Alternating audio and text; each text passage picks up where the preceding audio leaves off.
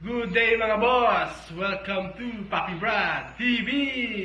Meron na naman tayo isang tanong galing sa ating followers na kay Boss Kim Romel Bale. Ang sabi niya ho ay, Boss, tagbutig lagi ako piso boss. Unsay maayo ani? Okay po. Yung butig po, sinasabi niya is foul pax ho yun, no? Ang sign ho nun is matamlay yung sisiyo, tapos may tumutubo ho sa mukha. Ang advice ko lang boss is dapat 2 weeks old mag-vaccine ka ng Powerpax, no, para maiwasan yung sakit. Tapos no cure talaga dyan. Pero based on my experience, try mo lang mag-treatment ka ng antibacterial for 3 days, no. Baka ho mawala.